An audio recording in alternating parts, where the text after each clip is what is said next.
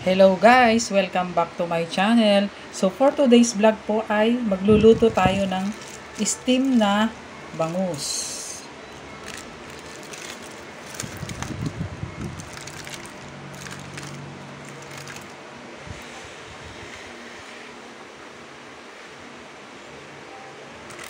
Ayan guys. So samahan nyo ako sa aking pagluluto. Let's go!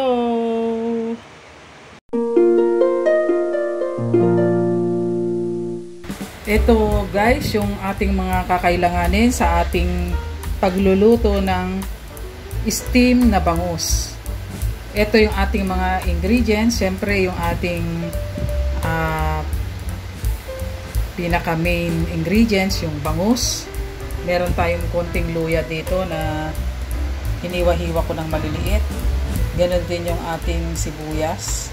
Ganon din yung ating kamatis.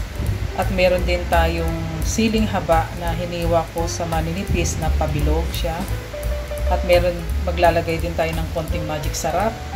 Meron din tayong pamintang pino, asin, rock salt, at saka liquid seasoning pampabango sa ating lulutuing steam na bangus.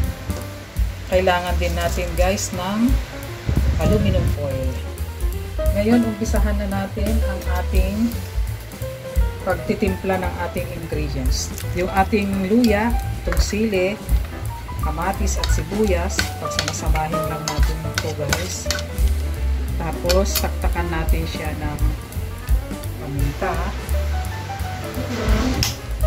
Lagyan natin siya ng liquid seasoning, ang pabango ng ating lulutuin.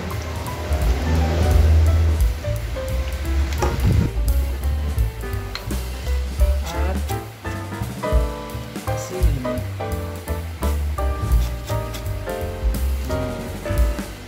Tapos itong bangus naman natin guys,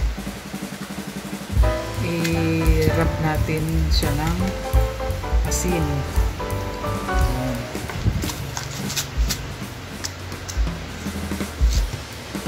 Dito sa labas,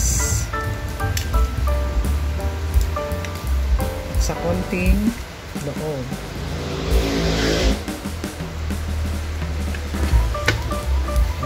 Tapos ito na yung ating minix guys.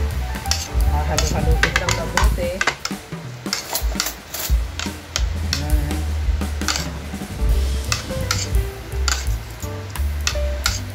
Tapos taktakan lang natin siya ng konting magic sarap.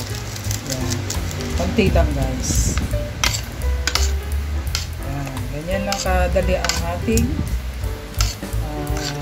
pag-mix or pagsama-sama lang ng ating mga ingredients na pampalaman sa ating bangus.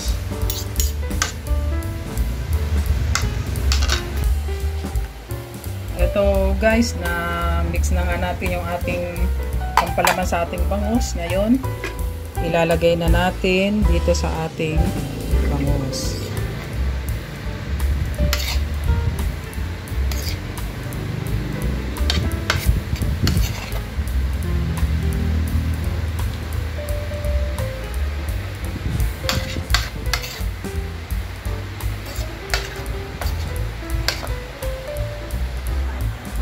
Ito na guys, yung ating bangus. Ilalagay na natin sa aluminum foil or babalutin na natin sa aluminum foil.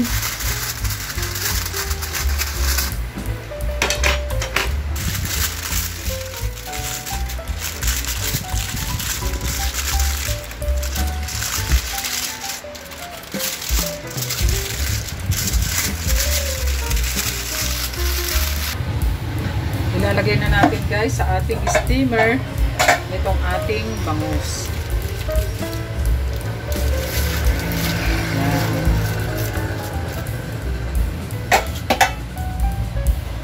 Antayin natin siyang maluto ng 30 to 1 hour para lutong-luto yung ating bangus.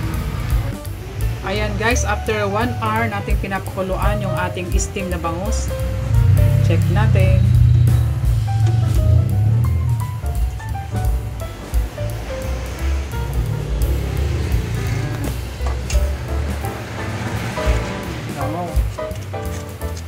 pwede na natin to i-serve guys.